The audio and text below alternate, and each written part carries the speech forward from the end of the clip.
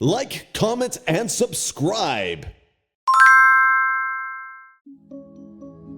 चलो मानता हूं उस रात में शराब के नशे में था, लेकिन इसे अपने कमरे का दरवाजा खुला रखकर सोने की क्या जरूरत थी। अभिनव ने अपने आप से कहा। वो अभी भी अनन्या के कमरे के बाहर खड़ा था। उसे पता था कि उसे बाकी कमरों में भी कोई जगह नहीं मिलने वाली है, इसलिए जहां इस घर के नौकर सोया करते थे, अभिनव वहां चला गया।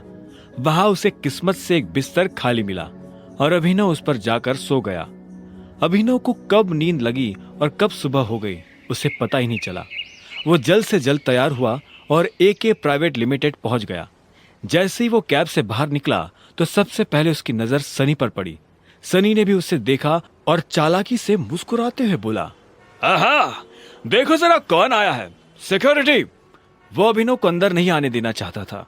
सनी की एक आवाज पर सिक्योरिटी वाले वहां आकर खड़े हो गए। सनी ने कहा, इस फटीचर को अंदर मत घुसने देना, यह अकरम सर को परेशान करने के लिए यहाँ आया है। सुनते ही सिक्योरिटी वाले अभिनव का रास्ता रोककर खड़े हो गए। सनी अभिनव और सिक्योरिटी के बीच में आकर खड़ा हुआ और बोला, अभिनव, तुम्हें एक एडवाइस दूं, अपनी गरीबी को एक्सेप्ट कर लो और लाइफ में उसके हिसाब से आगे बढ़ो। तुम्हारे पिताजी अकरम सर की गाड़ी चलाते थे, तो इसका मतलब ये थोड़ी ना हुआ कि वो दोनों दोस्त थे। जब तुम्हारे पिताजी का अकरम सर के साथ घूमने से कोई फायदा नहीं हुआ, तो तुम्हें उनके आगे पीछे घूमने से क्या मिल जाएगा। सनी की बात सुन अभिनव को गुस्सा आ रहा था। वह सनी की बदतमीजी से तंग आ गया था। वो चाहता तो उसे मुक्के से जवाब दे सकता था, लेकिन उसने अपना फोन निकालना बेहतर समझा।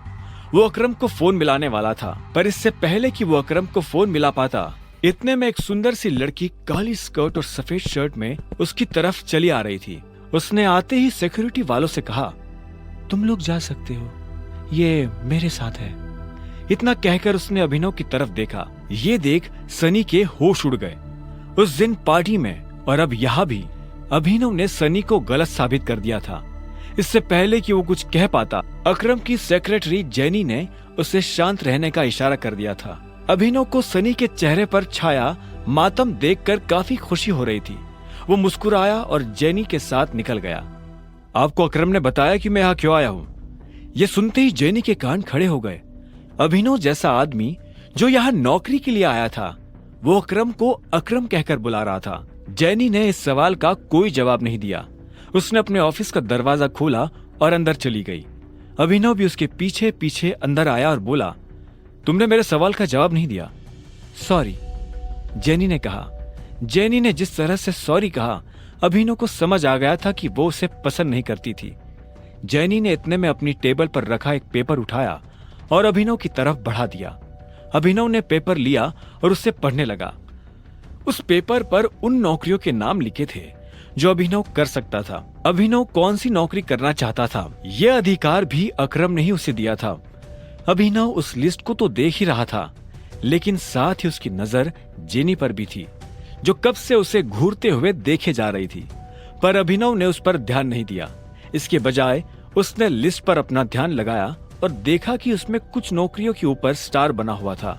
उसने जेनी को देखा और बोला, ये यहाँ स्टार क्यों बना? ये स्टार इसलिए बना है क्योंकि इन पोजीशंस पर हमारे पास ऑलरेडी कोई ना कोई काम कर रहा है और हम इन पर नई भर्ती नहीं ले रहे हैं। तुम चाय लेना पसंद करोगे या कॉफी?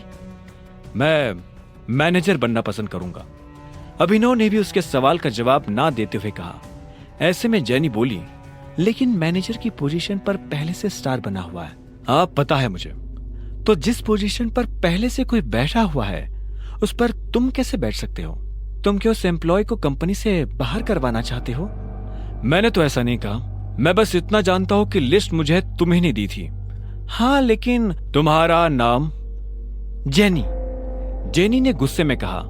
अभिनव के सवालों से उसे चिढ़ हो रही थी। अभिनव को उसके नाम से कोई मतलब नहीं था। उसने आखिर में कहा, देखो जेनी, इसमें मेरी कोई गलती नहीं है। तुमने मुझे लिस्ट लाकर दी, मैंने उसमें से अपनी पसंद की पोस्ट चुन ली। अब आगे क्या करना है वो तुम देखो। अभिनव ने कहा। वो जो मांग रहा था सोच समझकर मांग रहा था।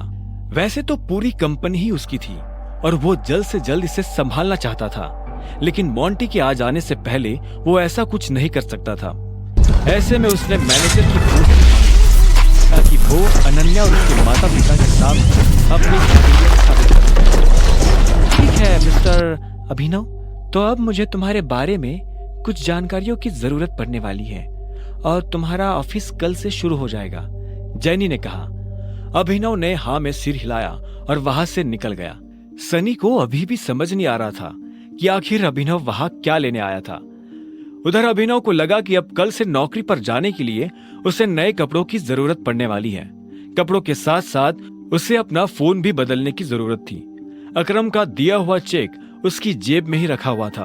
अब चौकी अनन्या के माता पिता आए हुए थे, तो उनको और हरदेव पाल को दिखाने के लिए अभिनव जानता था कि उसे उनके साथ उन्हीं के घर में रहना पड़ेगा और नौकरों के कमरे में ही सोना पड़ेगा।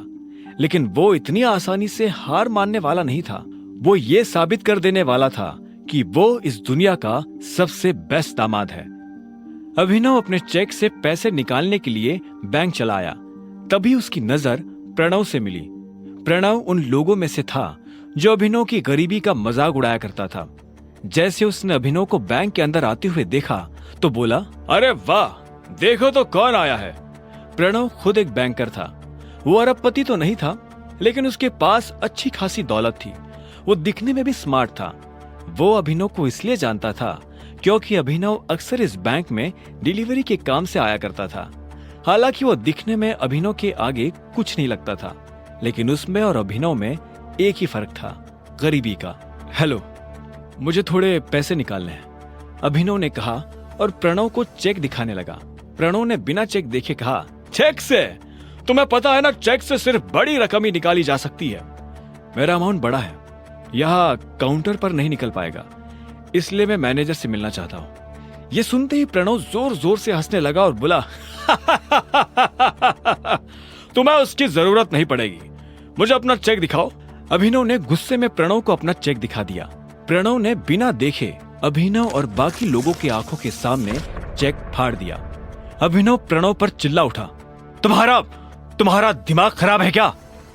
सिक्योरिटी को बुलाओ और इस आदमी को अभी के अभी बाहर निकलवाओ यहाँ से।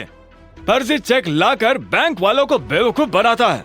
अभी पुलिस बुलाकर तुझे अंदर करवाता हूँ, प्रणव ने कहा। इधर अभिनव ने अपने फाड़े गए चेक के टुकड़ों को मुट्ठी में भरा और गुस्से में अपनी मुट्ठी भींच ली। इतने में सिक्योरिटी वाले आए और उन्होंने अभिनव को चारों तरफ से घेर लिया। छोड़ो मुझे, छोड़ो, अभिनव ने कहा और गार्ड्स के हाथ से खुद को छुड़ाने की कोशिश करने लगा, लेकिन वो लोग उसे छोड़ नहीं रहे थे। प्रणव और बाकी लोगों को अभिनव को इस हाल में देखकर अच्छा लग रहा था। जब वो लोग अभिनव को लेकर बाहर जा ही रहे थे कि तभी इतने में उन्हें किसी परफ्यूम की खुशबू आई। पूरा कमरा उस परफ्यूम की खुशबू से भर गया था। इससे पहले कि अभिनव देख पाता कि खुशबू कहां से आ रही थी, उसे एक आवाज सुनाई। क्या हो रहा है यहाँ? यह आवाज और किसी की नहीं बल्कि बलराज की थी। उसने अभिनव को दूर से ही पहचान लिया था। बलराज को देखते ही अभिनव की जान में जान आ गई थी। अब कोई उसका कुछ नहीं बिगाड़ सकता था। प्रणव ने बलराज की तरफ देखा और बोला, सॉरी सर, मुझे पता नहीं था कि आप इस तरह यहाँ आ जाएंगे। मैं तो बस इस आदमी को फर्जीवाड़ा करने से रोकने की कोशिश कर रहा था। यह सुन बलराज ने अभिनव को ऊपर से नीचे तक देखा और फिर गार्ड्स की तरफ देखते हुए बोला, छोड़ दो उसे, बलराज ने कहा और मैनेजर के कैबिन की तरफ बढ़ने लगा। उसने पलटकर अभिनव को भी अपने साथ आने का इशारा किया। अभिनव चुपचाप बलराज के पीछे चला जा रहा था। प्रणव और बाकी लोगों को समझ नहीं आ रहा था कि बलराज अभिनव को अपने साथ क्यों ले जा रहा है। जब प्रणव भी उनके पीछे जाने लगा तो बलराज ने पलटकर कहा, मैंने कहा तुम्हें मेरे साथ आने को। नहीं सर। बलराज ने उससे घूरा तो प्रणव के पैर थमे के थमे रह गए। अभिनव को बलराज का यह बर्ताव देख घबराहट हो रही थी। वो बस यही उम्मीद कर रहा था कि बलराज ऐसा कुछ ना कर दे जिससे उन लोगों को अभिनव की पहचान के ऊपर शक हो जाए।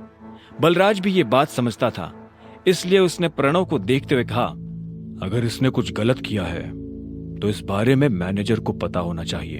अगर तुम अपने लेवल पर एक्शन लोगे तो हो सकता है कि मैनेजर बुरा मान जाए।